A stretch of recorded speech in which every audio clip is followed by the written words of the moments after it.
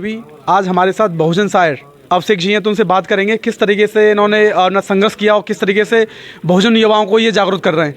Sir बहुत बहुत धन्यवाद आपका। शुक्रिया सर 1400 किलोमीटर की आप कर रहे हैं जनसभा, तो क्या आपको रिस्पांस मिला बहुजन समाज की जो युवाएं, और क्या कैसा रिस्पांस रहा? रिस्पांस बहुत अच्छा रहा। समाज ने बहुत मतलब जितना हमने उम्मीद भी नहीं किया था ज़मीन पे उतर के कि इतना मिलेगा, उससे बहुत दुगना तिगना क्या 10 गुना ज़्यादा मुझे समाज की तरफ से सपोर्ट मिला, प्यार मिला। और शायद उसी प्यार के साथ मैं अब तक यहाँ बढ़ चुका हूँ। मैंने आज करीब 1000 से ज़्यादा किलोमीटर का सफ़र तय कर लिया है। तो जैसे आप फील्ड में घूम रहे हो, तो अभी जैसे एएसपी और बीएसपी दो पार्टी में डिवाइड हो चुकी है, तो अलग ऐसी प्रतिक्रिया आती होगी जिससे आप बोलते होंगे कि लोग क्या समाज डिवाइड हो गया है? देखिए, जब ज़मीन पे हम गए हैं तो हमें ये महसूस हुआ है कि वाकई में ज़मीन पे ना एक क्राइसिस बन गया है, इतना बड़ा एक मतभेद बन गया है। जिनके महापुरुष एक है, जिनका मूवमेंट एक है, आज वही लोग आपस में लड़ रहे हैं बसपा और असपा के नाम पे। मैं या हमारे तमाम साथी हम ज़मीन पे इसलिए उतरे ताकि वो जो क्राइसिस है, वो जो मतभेद है, उसको हम लोग ख़त्म कर दें। क्योंकि मतभेद बना के आपस में लड़ाइयाँ लड़के हम लोग कामयाब नहीं हो सकते। हमारा लक्ष्य दिल्ली की गद्दी तक पहुंचने का है, लेकिन वर्तमान समय में अगर आप स्थिति देखें तो हम अपने गांव की और अपने क्षेत्र की जो विधायकी होती है, जो सांसदी होती है, उस गद्दी पे पहुंचने लायक स्थिति नहीं है समाज के किसी व्यक्ति की। तो अभी फ़िलहाल नीले झंडे को मजबूत करना है, तो इसीलिए नेताओं से मांग कर रहे हैं कि एकजुट हो जाइए मूवमेंट बचाने के लिए। अभी जैसे सर अभी एकजुट की बात कर रहे हैं, राजस्थान, एमपी और 3 ऐसे राज्य जहाँ में इलेक्शन होने वाला है, तो अभी टाइम बहुत कम है, तो अभी नहीं हो पाएंगे, तो फिर इसका इफेक्ट लोकसभा इलेक्शन में पड़ेगा सर? देखिए, हम यूनाइट करने की अपनी पूरी कोशिश कर रहे हैं, हर संभव प्रयास कर रहे हैं, लेकिन मैं ये समझता हूँ कि ये संघर्ष महज मेरे अकेले कंधों पर ना छोड़ा जाए।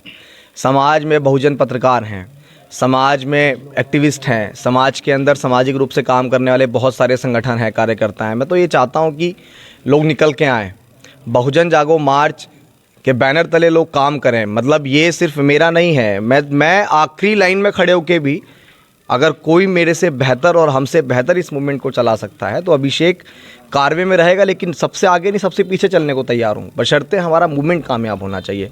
कोई निकल के तो आए, निकल के जब तमाम हमारे समाज के अंदर इतने सारे संगठन आज काम कर रहे हैं, 1,35,000 से ज़्यादा रजिस्टर्ड संगठन हैं, उन तमाम लोगों की जिम्मेदारी बनती है जब हम लोग एकता के लिए काम करते हैं, हम लोग एकता की बात करते हैं, तो वो एकता आज बनाने की आवश्यकता है, क्योंकि दुश्मन बहुत मजबूत होता जा रहा है। उसके मैनिफेस्टो में है कि आरएसएस के 100 साल हो जाने के बाद वो भारतीय संविधान को बदल देंगे। और आप मुझे बताओ कि जब संविधान कॉन्स्टिट्यूशन बदल जाएगा, उसके बाद हमारे जैसे लोगों का क्या होगा? अभी जैसे अभी युवाओं में एक लहर है कि जय भीम, जय भीम कहने में कोई कमी नहीं है, बट जय भीम के पीछे हमारे जो बुजुर्ग हैं, हमारे जो महापुरुष हैं, उन्होंने कितनी संघर्ष किया, उनके बारे में किसी को नहीं पता। तो अपनी जो आइडियोलॉजी है, अपनी जो समाज की जो आइडियोलॉजी है, जिन्होंने बहुत कुछ किया है, वो संदेश कैसे उन्हें देना चाहोगे युवाओं को? क्योंकि वो पढ़ेंगे नहीं उनका इतिहास, तो फिर कैसे विकास होगा? मैं पहले दिन से ही, क्योंकि मैंने इसका बहुजन जागो मार्च रखा, यानी कि आप जाग जाइए, आप समझ जाइए कि मूवमेंट क्या है। आपने सही सवाल किया कि हम लोग जय भीम के उद्घोषण को बहुत तेज़ी से लगाते हैं, लेकिन डॉक्टर अंबेडकर ने कहा क्या था? उन्होंने कहा था ना कि आप लोग मेरे चित्र को नहीं, चरित्र को पकड़िएगा। और डॉक्टर अंबेडकर के चित्र को पकड़ने से भला नहीं होगा, चरित्र को पकड़ने से भला होगा। डॉक्टर अंबेडकर ने कहा है, मनुवादी व्यवस्था के खिलाफ डॉक्टर अंबेडकर का आजीवन संघर्ष रहा सबसे पहले। लेकिन आज भी हम लोग होली, दिवाली, रक्षाबंधन और जो तमाम मनुवादी व्यवस्था के त्यौहार हैं उनमें उलझे हुए हैं। लेकिन ठीक है, भारतीय संविधान उन्हें भी आज़ादी देता है, लेकिन मुझे भी भारत का संविधान ये आज़ादी देता है कि मैं अपने समाज को समझाऊं। आज भी हम उन सारी चीज़ों को अपने ऊपर ढोके चल रहे हैं, तो आप फिर जय भीम बोल रहे हैं, तो इसका मतलब आप झूठे अम्बेडकरवादी दिए। इसीलिए समाज को समझा रहे हैं ज़मीन पे उतर के कि महापुरुषों के कारवां और आंदोलन को पढ़िए। एक पुस्तक है एनिहिलेशन ऑफ कास्ट, मैं खुद कह रहा हूँ हमारे जैसे नौजवान को, और यहाँ तक कि 21वीं सदी के महानायक को अगर किसी ने तैयार किया तो उस पुस्तक का नाम था एनिहिलेशन ऑफ कास्ट। इसका हिंदी अनुवाद है जाति का विनाश, जिसको कांशीराम साहब ने पढ़ा और पढ़ने के बाद उन्होंने पूरा जीवन इस मूवमेंट के लिए समर्पित कर दिया। तो आप लोग उस दस्तावेज को जरूर पढ़िए। एक चीज़ और, जैसे बहुजन समाज पार्टी, उनका कहना ये है कि भीम आर्मी जो हमारे युवा हैं उन्हें भड़काती है और वो दंगे करते हैं, उन पर एक मुकदमे हो जाते हैं, लेकिन भीम आर्मी कोई संवैधानिक तरीके से कोई काम नहीं कर रही है, ऐसा उनका मानना है। उस पर आप क्या कहना चाहोगे? देखिए, फ़िलहाल तो मैं अभी फ़िलहाल किसी पे कुछ नहीं कहने निकला हूँ, मैं सबको एक करने निकला हूँ। अब वो उनका आपस का क्या वो कर रहे हैं, क्या नहीं कर रहे हैं, लेकिन मैं सिर्फ इतना कहूँगा कि आज भी समय है। हमारी लड़ाई भाजपा से है, हमारी लड़ाई कांग्रेस से है, हमारी लड़ाई एक क्या बोलते हैं उसको, व्यवस्था परिवर्तन की है।